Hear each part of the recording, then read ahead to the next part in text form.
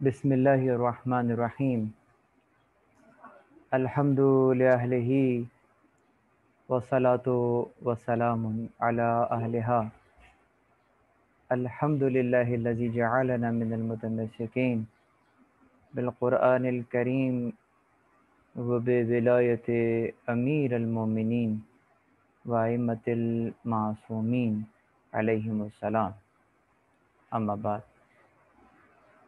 تمام تر تعریفیں خدائے وحدہ لا شریک کے لیے، درود اور سلام محمد اور اہل بیت محمد علیہ الصلاۃ والسلام کی ذوات مقدسہ پر.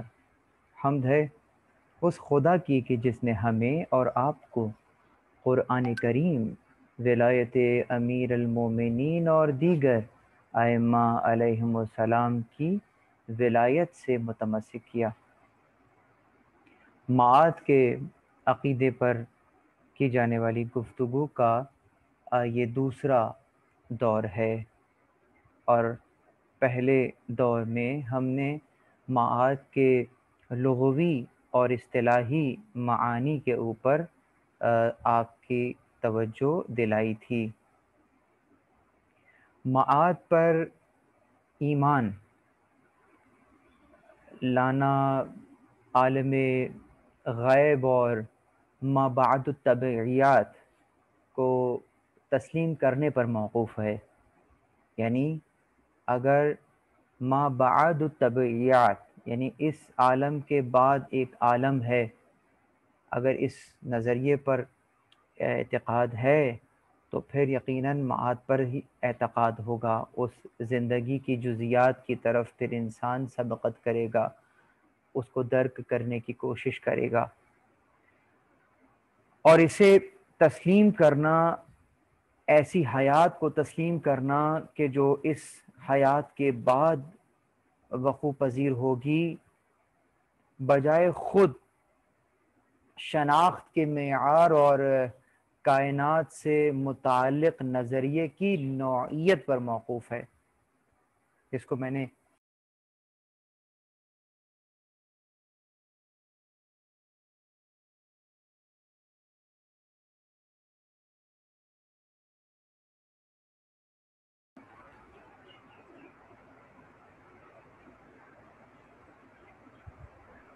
آغا صاحب؟ جی، آپ مجھے سن سکتے ہیں؟ جی جی جی، جی، آپ کی آواز بالکل کلیئر ہے، کلاس شروع کیجیے. تو عرض یہ کر رہا تھا کہ معاد پر ایمان لانا خود عالم غیب اور ما بعد الطبعیات کو تسلیم کرنے کے پر موقوف ہے، اور یقیناً اس تسلیم کرنا، ایسی حیات کو تسلیم کرنا کہ جو اس عالم کے بعد وجود رکھتی ہے، خود شناخت کے معیار اور کائنات سے متعلق جو نظریہ ہے اس کی نوعیت پر موقوف ہے. کہ اگر انسان اشیاء کو درک کرے الہی انداز سے تو اس کا نتیجہ ایک ایسی زندگی کی طرف نکلتا ہے کہ جو کہ ہمیشہ ہمیشہ کی رہنے والی زندگی ہے. اور اگر ان اشیاء کو فقط یوں درک کرے کہ جو ہے، جو نظر آ رہا ہے، جو جس کو حس محسوس کر سکتی ہے، بس وہی موجود ہے، اور جسے حس محسوس نہیں کر سکتی وہ شے نہیں ہے. تو یہاں اس انداز سے جب ہم اشیاء پر دیکھتے ہیں، اشیاء کی طرف غور کرتے ہیں، تو دو طرح کے نظریات ہمیں سامنے نظر آتے ہیں. ایک تو وہی نظریہ جو میں نے آپ کے سامنے بیان کیا کہ جو کہ فقط اور فقط اس عالم کے اشیاء کو اس وقت تک حقیقت مانتے ہیں کہ جب تک اس کو حس محسوس کرے، اور اگر کسی شے کو حس محسوس نہیں کرتی تو اس کے وجود سے ہی انسان انکار کر دیتا ہے، جو کہ درست نہیں ہے. بس مادہ پرستوں کے نزدیک اس کائنات کی شناخت کا معیار فقط وہی حس ہے. وہ ہستی اور وجود کو مادے کے مترادف جانتے ہیں. یعنی جس طرح سے یوں کہیں کہ اگر آپ کسی ہستی کا جو ہے وہ حقیقت کو بیان کریں تو وہ فوراً سے یوں ہی کہیں گے کہ محسوس کیا جا سکتا ہے، اسے دیکھا جا سکتا ہے، اگر نہیں نظر آ رہا تو انکار کر دیں گے یقیناً۔ ایسے جبکہ الہی نظریات کائنات میں الہی نظریہ جہاں بینی میں کائنات میں شناخت و معرفت کا معیار حس کے علاوہ دوسری چیزیں بھی ہیں، لہٰذا ان کی نظر ان الہی جہاں بینی رکھنے والوں کی نظر جو ہے وہ ہستی، وجود، غیب و شہادت اور اس انداز کے دوسرے اشیاء کے اوپر بھی نظر رہتی ہے۔ دین و برہان کے مطابق، ہمارے دین کے مطابق عالم طبعیت کے علاوہ ایک دوسرا جہان موجود ہے۔ انسان کا وجود جسے ہم اپنا وجود کہتے ہیں نا، خود ہمارا وجود اگر اپنے وجود کے اوپر غور کیا جائے تو اس میں بھی ایک غیر مادی اور غیر فانی حقیقت پوشیدہ ہے۔ پھر پتہ چلے گا کہ ہم اور آپ اصلاً سفر میں ہیں اور آہستہ آہستہ اپنے کمال کی طرف رشد کر رہے ہیں، اگرچہ یہ کمال تکوینی انداز کا بھی ہے اور تشریعی انداز کا بھی ہے۔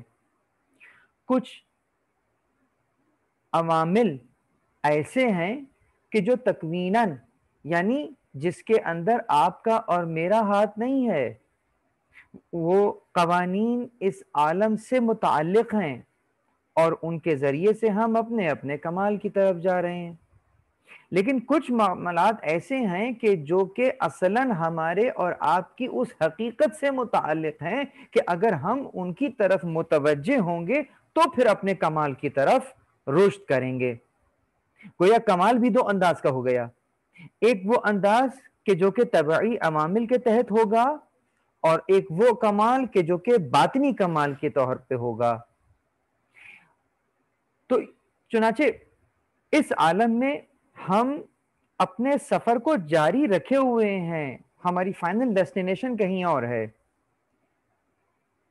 وہ جو ہماری اصل ہے کہ جو اصلاً مسافرت میں ہے، وہ فقط اس عالم میں مسافر نہیں ہے، اس سے گزشتہ بھی کچھ عالم گزار چکی ہے اور وہاں پر بھی اپنے کمال کی طرف اس کا سفر جاری و ساری ہے۔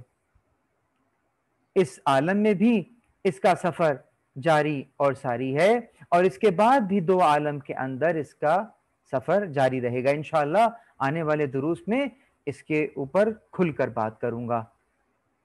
آج ہم معاد کے اوپر کچھ دلائل قائم کرنے جا رہے ہیں، لیکن اس سے پہلے کہ ہم معاد پر کچھ دلائل قائم کریں، بہتر سمجھتا ہوں کہ ہم ذرا اس انداز پر سے بھی اس عقیدے کو دیکھیں کہ دیگر ادیان میں یہ عقیدہ پایا بھی جاتا ہے یا نہیں پایا جاتا۔ تو یقیناً ہم یہ دیکھیں گے کہ جو دیگر آسمانی ادیان ہیں، میں نے آسمانی ادیان کا تذکرہ خاص طور پر کیا، اور اگر کوئی زمینی ادیان بھی ہیں تو ان میں یہ نظریہ کس طرح پایا جاتا ہے۔ تو آئیے اپنی آج کی بحث کا آغاز انہی مکاتب کے نظریات سے شروع کرتے ہیں کہ دیگر ادیان میں معاد کا کیا نظریہ ہے۔ عیسائیت اور معاد، کس انداز سے مذہب عیسائیت معاد کو دیکھتا ہے؟ ہم نے یہ دیکھا کہ عیسائیوں کے یہاں بھی روز آخرت کا عقیدہ پایا جاتا ہے۔ تاریخ عیسائیت میں دیکھیے مختلف ادوار میں اس عقیدے کا اعادہ ہوتا رہا ہے، اور آج بھی ان کی جو مذہبی کتابیں ہیں ان میں مختلف انداز سے بہشت، دوزخ، یہاں تک کہ برزخ اور ملکوت خدا میں ورود، مردوں کے درمیان خدائے پدر و پسر کے ذریعے عدل و انصاف جو کہ ان کے عقیدے کے اعتبار سے ہے، توبہ اور اسی قسم کی دوسری باتیں موجود ہیں۔ اصولی طور پر نجات کا موضوع جس کو وہ حضرت عیسیٰ علیہ السلام کے مقاصد میں شمار کرتے ہیں، اس انداز سے بیان کرتے ہیں۔ مثلا قرون وسطیٰ اور کلیسا کے جو روحانی پادری تھے، ان کے ہاتھ جنت و جہنم کی کنجی ہے کہ اگر کوئی انسان گناہ کر بیٹھے تو وہ کسی پادری کے پاس جائے اور اپنے گناہ کا کنفیس کرے، اقرار کرے اور کچھ رقم دے کر اس گناہ کا کفارہ ادا کر دے اور جنت خرید لے۔ تو گویا جنت اور جہنم کا اس انداز کا تصور ان کے یہاں موجود ہے۔ دوسری طرف حضرت عیسیٰ علیہ السلام کے صلیب پر چڑھ جانے اور قوم کے گناہوں کی بخشش ان کے صلیب پر چڑھنا قرار دینے کا نظریہ ان کے یہاں موجود ہے کہ حضرت عیسیٰ علیہ السلام نے اپنے آخری وقت میں جتنی پریشانیاں اٹھائیں، جتنے مصائب جھیلے، یہ کفارہ تھا ان گناہوں کا کہ جو ان کی قوم کرے گی اور کیا کیے۔ ذرا غور رکھیے گا، یعنی وہ گناہ کہ جو قوم نے کیے اور وہ گناہ کہ جو قوم مستقبل میں کرے گی، ان سب کا کفارہ حضرت عیسیٰ نے صلیب پر چڑھ کر دے دیا، اور اب وہ بخشے بخشوائے ہیں۔ کہیں عقیدے کی کچھ مماثلت تو نظر نہیں آ رہی؟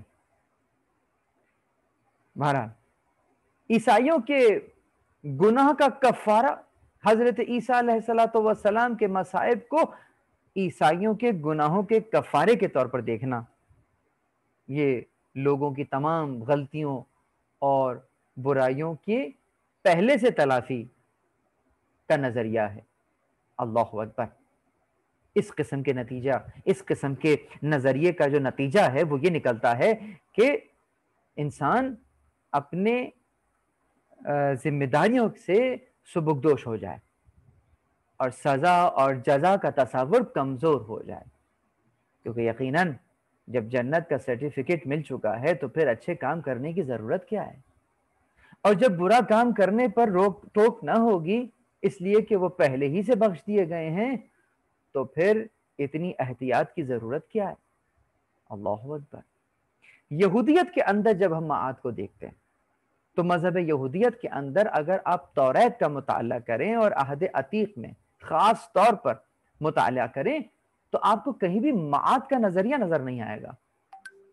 I repeat my words، ان عہد عتیق تورات کا وہ حصہ، جبکہ وہ اسی دنیا میں نیکی اور بدی کے صلے کے اوپر کچھ بات کر رہی ہوتی ہے کتاب، کیونکہ اس میں تحریف کے بعد جو بچا کچھ حصہ بچا ہے اس میں اس انداز سے ہمیں یہ نظر آتا ہے۔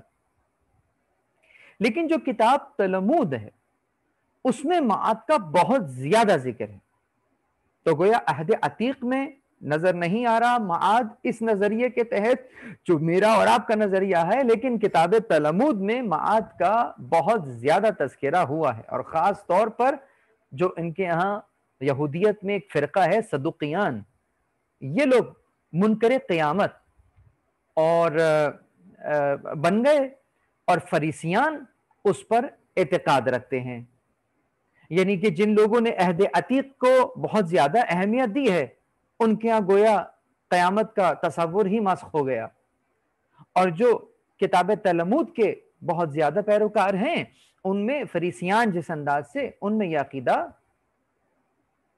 پایا جاتا ہے۔ ہندو مت کے اندر یہاں تک تو میں نے آسمانی ادیان کا بیان کیا، اب ایک زمینی دین کا بیان بھی کر دیں۔ ہندو مت کہ جو کہ آسمانی ادیان میں سے شامل نہیں ہے، زمینی دین ہے، تو چنانچہ اس میں بھی ہمیں حیات بعد از موت دو مقامات پر نظر آتی ہے۔ جس کو وہ نرگ اور سورگ کہتے ہیں۔ نرگ یعنی دوزخ، جہنم، سورگ یعنی جنت۔ اور وہ جنت کون سی ہے؟ دیوتاؤں کے رہنے کی جگہ ہے، عالم بالا، آسمانوں میں ہے، بہشت جسے آپ اور ہم کہہ سکتے ہیں۔ تو ہندو مت میں وہ مقام کہ جہاں ان کے دیوتا زندگی بسر کرتے ہیں اسے وہ سورگ کہتے ہیں۔ اور اچھی ارواح، اچھے لوگ مرنے کے بعد وہیں چلے جاتے ہیں، اور جو مطلقاً برے لوگ ہوتے ہیں وہ نرگ میں جلنا شروع ہو جاتے ہیں۔ یہاں پر میں نے لفظ مطلقاً استعمال کیا، یعنی جو مطلقاً اچھے ہیں وہ سورگ میں چلے گئے اور جو مطلقاً خراب ہیں وہ نرگ میں چلے گئے۔ لیکن وہ لوگ کہ جو اس کے بین بین ہیں، نہ اچھے ہیں نہ برے ہیں، یا کچھ اچھے ہیں کچھ برے ہیں، تو ان کے لیے یہ ایک اور جنم کے قائل ہیں، یہاں تک کہ ایک نہیں، دو نہیں، تین نہیں، 7 جنم کے قائل ہیں ان ارواح کے لیے، ان لوگوں کے لیے کہ جو کہ جن کا فیصلہ نہ سورگ کے اعتبار سے ہوا ہے نہ نرگ کے اعتبار سے ہوا ہے، ان کو درمیان میں ایک انداز سے دوبارہ سے زندگی دی جاتی ہے۔ گویا ہم یہ کہہ سکتے ہیں کہ آپ کے اور میرے جو برزخ کا تصور ہے اس کا بگڑا ہوا تصور ہمیں ہندو مت میں یہاں نظر آ رہا ہے۔ چنانچہ سلسلہ کچھ بھی رہا ہو، لیکن مرنے کے بعد ایک دوسری زندگی کا اشارہ ہمیں ہندو مت میں بھی نظر آتا ہے۔ یہاں تک ہم نے اپنے گفتگو کے پہلے حصے کو مکمل کیا، اور اب ہم چند براہین کی طرف، چند دلائل کی طرف سبقت کرتے ہیں کہ جو کہ ہمیں آہستہ آہستہ معاد کے اوپر دلیل قائم کرنے کے لیے بہت زیادہ مفید ثابت ہوں گے۔ یعنی وہ کون سے دلائل ہیں کہ جس سے آپ معاد کو ثابت کر سکتے ہیں؟ دلیل، یا جس کو آپ برہان کہتے ہیں اور اس کی جمع یہی براہین ہے، معاد کے اسبات میں بیان کیے جا رہے ہیں۔ پہلا برہان، برہان حکمت ہے۔ برہان حکمت یعنی انسان یقیناً اشرف المخلوقات ہے، اور مخلوقات کے درمیان میں اس کے پاس اختیار اور جبر دونوں کے درمیان میں یہ اپنی زندگی بسر کر رہا ہے۔ کچھ اختیار رکھتا ہے اور کچھ معاملات میں جبر رکھتا ہے۔ اگرچہ آیت اللہ مصباح یزدی فرماتے تھے کہ انسان اس ہی معاملے میں مجبور ہے کہ جب پروردگار عالم نے اس کو اختیار دیا تو اس اختیار کو لینے میں وہ منع نہیں کر سکتا، تو بس اس اختیار لینے میں مجبور ہے۔ لیکن جب ایک بار اختیار دے دیا تو اب اپنی چاہت میں آزاد ہے، جو چاہے کر سکتا ہے۔ اگرچہ یہ حول اور قوت تفویض ہونے کا نام نہیں ہے، ایسا نہیں ہے کہ خداوند متعال کا اب یہ محتاج نہیں رہا ہے، یقیناً اختیار اس کے پاس ہے، لیکن حول اور قوت کے لیے خدا ہی کا محتاج ہے۔ لیکن اس حول اور قوت کا استعمال کیسے کرتا ہے، یہاں اس کے پاس اختیار ہے۔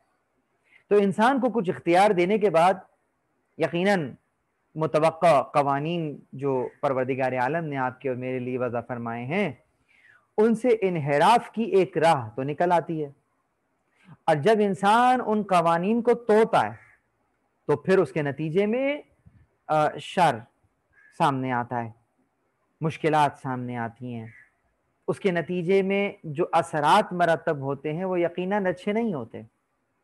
تو اب ایسے شخص کو کہ جس نے ان قوانین کو توڑ دیا ہے اور کئی زندگیوں کو اس نے نقصان پہنچایا ہے، تو اس سے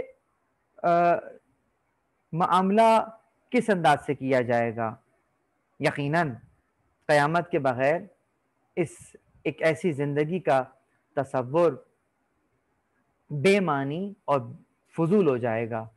یعنی اگر اس دنیا میں کسی نے کسی کا حق چھین لیا اور خوب مزے سے زندگی بسر کرتا رہا، اور جو مومن ہے، جو متقی ہے، جو پرہیزگار ہے، اس کے اوپر ظلم اور ستم ہوتا چلا گیا، لیکن اس کی زندگی، ظاہری زندگی اس دنیا میں استحصال کا شکار ہو گئی، اور ظالم جو اس دنیا میں کم از کم اس دنیا کی زندگی میں صحیح بہت عیش و آرام سے زندگی گزار گیا، اور پھر آخر میں یہ بندہ مومن اور یہ ظالم شخص جو عیش و آرام سے زندگی گزار رہا تھا، یہ دونوں ہی اس دنیا کی زندگی کے خاتمے تک پہنچ گئے. اب مجھے بتائیے کہ وہ کون سی جگہ ہوگی کہ جہاں اس ظالم سے حساب لیا جائے گا، اور وہ کون سی جگہ ہوگی کہ جہاں پر اس مظلوم کو اس کا حق دیا جائے گا. یقیناً اگر اس عالم کے بعد کسی عالم کا تصور نہ ہو تو پھر اس مومن کا حق کے راستے کو نہ چھوڑنا بے معنی ہو جائے گا. اگر ایک شخص اس دنیا کی مشکلات کو جھیلتا ہے اس ہی لیے کہ پروردگار عالم کا حکم ہے تو میں یہ کام کر رہا ہوں، اور یہ کرتے کرتے جب یہ دنیا ختم ہو جائے اور اس کو اس کے جزا ملنے کے لیے کوئی عالم موجود نہ ہو، تو پھر یہ اس عالم کے اندر اس کو مکلف کرنا، اس کو ذمہ دار ٹھہرانا عبث ہو جائے گا، بیکار ہو جائے گا. ایسا ہی ہے کہ آپ نے کسی کو اپنی فرم میں نوکری دے دی ہے، امپلائر نے امپلائی کو ہائر تو کر لیا ہے لیکن مہینہ گزرنے کے بعد سیلری نہیں دے رہا، اس کا حق زحمت نہیں دے رہا.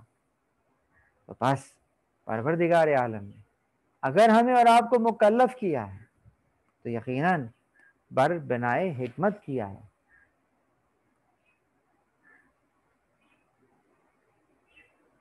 اگر ایک اور دلیل کے ذریعے سے ہم اسے ظاہر کرتے ہیں، مثلا ایک بچہ ہے جو شکم مادر میں ابھی وجود پاتا ہے اور آہستہ آہستہ اپنے مختلف مراحل کو طے کرتے ہوئے علقہ بنا، علقے سے مضغہ بنا، مضغے سے اور پھر ہوتے ہوتے ایک مکمل شکل اختیار کرتا ہے. بس یہیں رک جائیے. اگر اس وقت اس کو یہاں ختم کر دیا جائے، اس پر ہمیشہ کے لیے موت طاری کر دی جائے، تو اس کی یہ 9 مہینے کی زندگی جو اس نے شکم مادر میں گزاری ہے، اس کی حکمت کیا ہوگی؟ یقیناً اس کی یہ مختصر سی زندگی اگر یہ یہیں شروع ہو کر یہیں ختم ہو جائے، بے معنی اور فعل عبث قرار پائے گا. کہ ماں نے بھی مشقت کو جھیلا، بچہ بھی مختلف مشکلات سے دوچار ہوتا رہا، اور پھر یقیناً جب وہ کامل ہو گیا، جب اس کی اس عالم کے اعتبار سے صلاحیتیں کامل ہو گئیں، میرا جملہ ضائع نہ جائے، میں بہت آرام سے ایک بہت بڑی بات سمجھانا چاہ رہا ہوں. اس ننھے سے عالم میں جب اس کی صلاحیتیں اس قابل ہو گئیں کہ اب گویا اسے اس عالم میں گھٹن محسوس ہو رہی ہے، تو پروردگار عالم پر عقلاً ضروری ہے کہ اسے ایک ایسے عالم میں شروع کرے کہ جہاں یہ اپنی صلاحیتوں کو کھل کر استعمال کر سکے. تو ایک عالم کی ضرورت ہے. اب سوال یہ پیدا ہوتا ہے کہ اس عالم میں رہ کر اس نے کیا کیا؟ یہ جو 9 مہینے کا عالم تھا، اس عالم میں اس نے کیا کیا ہے؟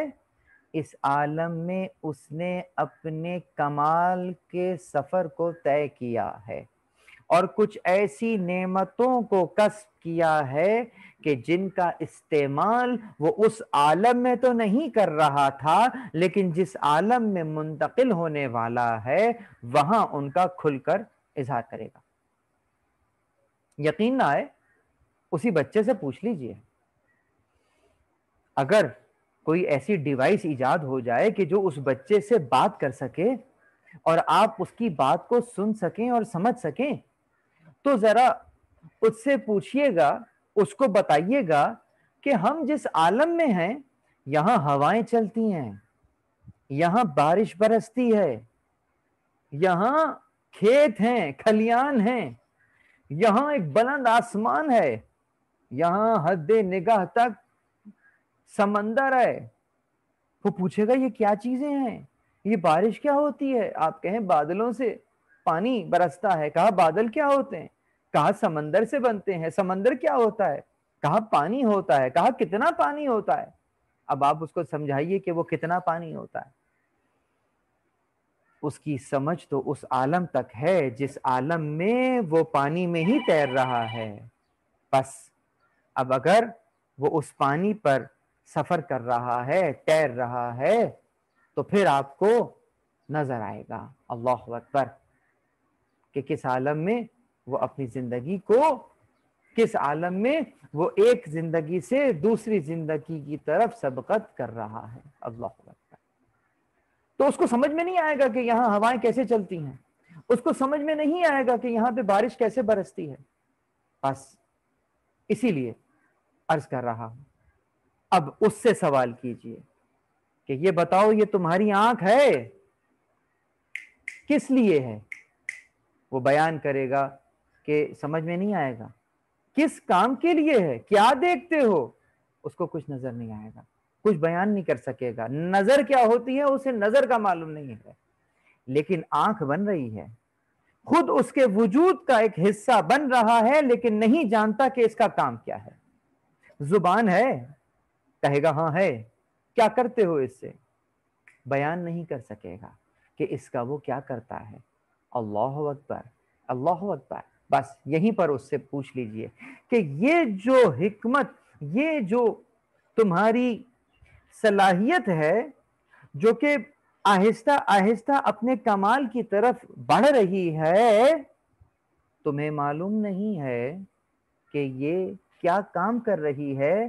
یقیناً ایک عالم ہے جہاں تم نے اس کا استعمال کرنا ہے، یہ صلاحیت اس عالم پر دلیل ہے۔ بس اسی طریقے سے اے حضرت انسان، تو کیا سمجھتا ہے؟ حل تزعم انک جرم صغیر، کیا تو سمجھتا ہے کہ ایک چھوٹا سا جرثومہ ہے جبکہ تیرے اندر ایک عالم اکبر پوشیدہ ہے؟ تو اس عالم اکبر کے اندر پلنے والی صلاحیتوں کو تو کس عالم میں استعمال کرے گا؟ اس عالم اصغر میں؟ جی نہیں، یقیناً اگر صلاحیتیں اکبر ہیں تو عالم بھی اکبر چاہیے۔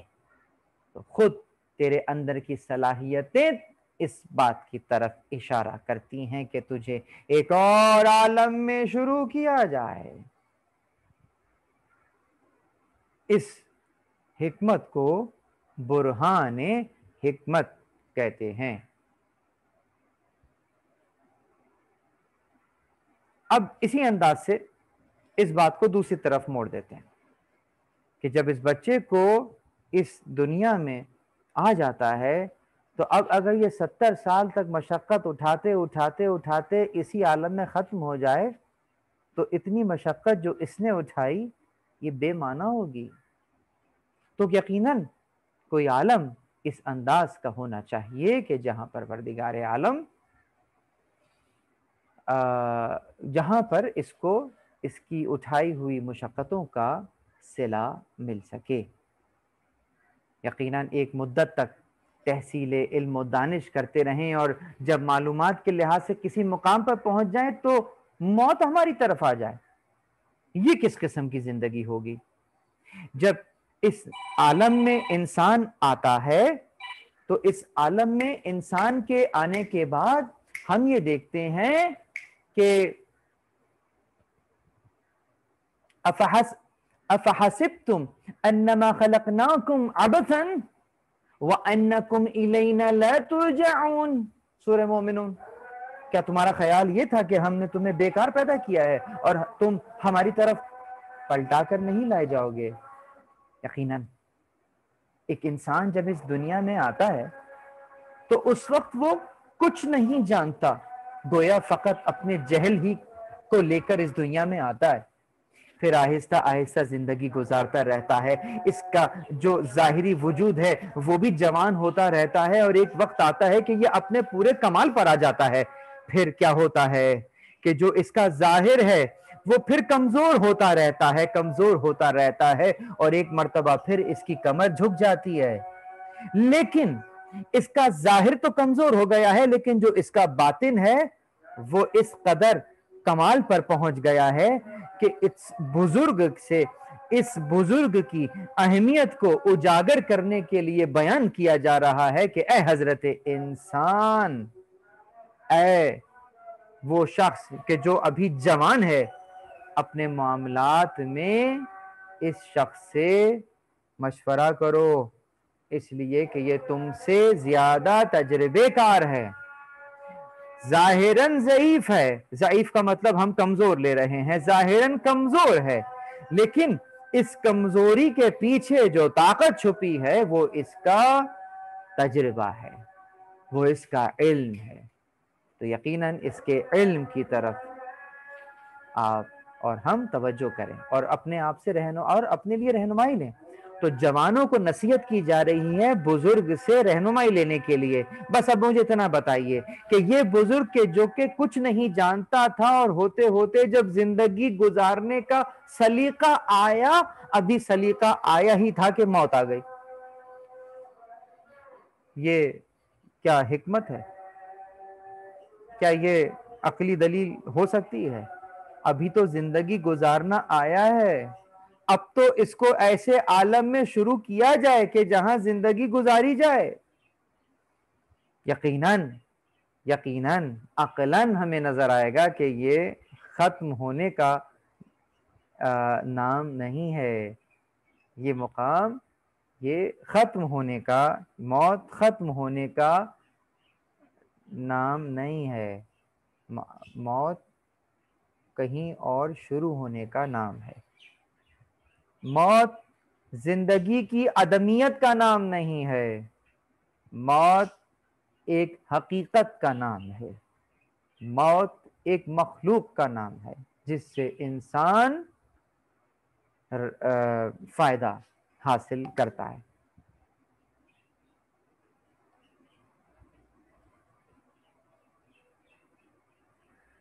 قرآن کریم نے اس موضوع کی طرف اس انداز سے پھر اشارہ فرمایا کہ انتم اشد خلقا ام السماء بناہا، کیا تمہارا خلق کرنا زیادہ مشکل ہے یا اس آسمان کا جسے اس نے بنایا؟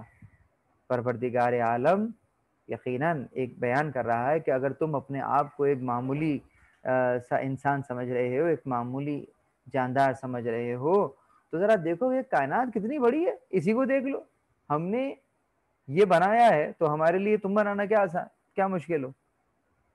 بہرحال جو اس کا بالکل ظاہری معنی ہے وہ میں نے آپ کے سامنے کیا ہے۔ بالکل اسی طریقے سے بات کو تھوڑا سا اور آگے بڑھاتے ہیں اور معاد کے دیگر مطالب کے اوپر بھی جو ہے وہ نظر کرتے ہیں۔ یہاں درمیان میں ایک سوال مجھ سے پوچھا گیا ہے کہ معاد کے لفظی معنی کیا ہیں، تو ہم نے بیان کیا تھا کہ معاد اصل میں معود سے ہے، واو ہے، اور عربی گرامر میں ایک قاعدہ یہ ہے کہ جب حروف علت کے اوپر زبر اگر آیا ہو درمیان میں تو ہم، اور خاص طور پہ جیسے واو کے اوپر اگر زبر آیا ہے تو ہم اس واو کو گرا کر الف سے بدل دیتے ہیں، تو اسی لیے یہ معود جو ہے وہ معاد ہو گیا ہے۔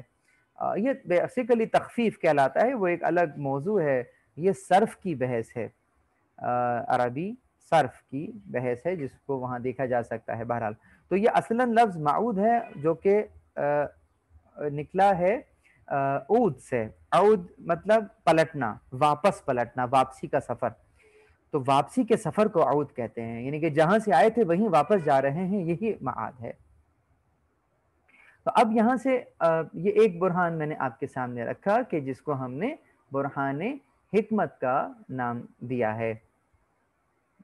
امید کرتا ہوں کہ یہ برہان حکمت سمجھ میں آیا ہوگا۔ اسی برہان سے متعلق مولا علی علیہ الصلوۃ والسلام نہج البلاغہ میں کچھ اس انداز سے بیان کرتے ہیں کہ خطبہ طویل ہے، میں مختصراً چند کلمات آپ کی نظر کر رہا ہوں۔ امام علیہ السلام فرماتے ہیں کہ یاد رکھو، کلمات القصار کے اندر 131واں نمبر ہے اس کا، یاد رکھو کہ دنیا باور کرنے والے کے لیے سچائی کا گھر ہے، سمجھدار کے لیے امن و عافیت کی منزل ہے، اور نصیحت حاصل کرنے والے کے لیے نصیحت کا مقام ہے۔ یہ دوستان خدا کے سجود کی منزل اور آسمان کے فرشتوں کا مصلی ہے۔ یہاں وحی الہی کا نزول ہوتا ہے، اور یہیں اولیاء خدا آخرت کا سودا کرتے ہیں، رحمت الہی حاصل کر لیتے ہیں اور جنت کو فائدے میں لے لیتے ہیں۔ نہج البلاغہ میں یہ وہ مقام ہے کہ جہاں پر مولا علی علیہ السلام دنیا کا قصیدہ پڑھ رہے ہیں، وگرنہ علی علیہ السلام کے کلام میں دنیا کو کس نام سے یاد کیا جاتا ہے آپ مجھ سے بہتر جانتے ہیں، لیکن یہ وہ مقام ہے کہ جہاں پر اس انداز سے دنیا کی اہمیت اجاگر کی جا رہی ہے۔ واقعہ طویل ہے کہ ایک صوفی امام کے سامنے آ گیا ہے جو اپنے آپ کو بہت زیادہ اللہ والا بیان کر رہا تھا اور اس انداز سے دنیا کو برا بھلا کہہ رہا تھا، تو آپ نے اس کی سرزنش کی تھی کہ کیا اس دنیا نے اپنی سنانی سنا نہیں دی؟ کیا اس نے تمہیں تمہاری حقیقت نہیں بتلا دی؟ اور پھر اس طریقے سے دنیا کی توصیف بیان کرتے ہیں۔ خدا کی قسم اس انداز سے دنیا کی توصیف علی علیہ السلام ہی بیان کر سکتا ہے۔ یقیناً مدینۃ العلم کے باب جو ٹھہرے، باب العلم جو ٹھہرے، جو علم کے شہر کا دروازہ ہو، وہی تو یہ حکمت کی باتیں بیان کرے گا اور تمہیں اس شہر علم تک لے جائے گا کہ جو رسول خدا صلی اللہ علیہ وآلہ وسلم ہے۔ سورہ واقعہ کی آیت نمبر 62 کے اندر وَلَقَدْ عَلِمْتُمُ النَّشَأَةَ الْأُولَىٰ فَلَوْلَا تَذَكَّرُونَ، اور تم پہلی خلقت کو تو جانتے ہو، تو پھر اس میں غور کیوں نہیں کرتے ہو؟ کس انداز سے بیان ہو رہا ہے؟ خلاصہ گفتگو یہ ہے کہ اس جہان کے حالات کا مطالعہ اور تحقیق کے بعد یہ معلوم ہو جاتا ہے کہ اس کے بعد ایک دوسرا جہان بھی موجود ہے کہ جس کے اندر ہمیں اور آپ کو اس انداز سے شروع کیا جائے گا کہ جس کا ہمیں علم بھی نہیں ہے۔ پروردگار عالم سے دعا ہے کہ ہمیں اس عالم میں ائمہ طاہرین علیہ السلام کے ساتھ محشور فرمائے۔ یہاں تک میں اپنی گفتگو کو روک رہا ہوں اور چاہتا ہوں کہ آپ سے کچھ سوالات اور جواب لے سکوں۔ انشاءاللہ کوشش کروں گا کہ مختصر جواب دے سکوں۔ والسلام علیکم۔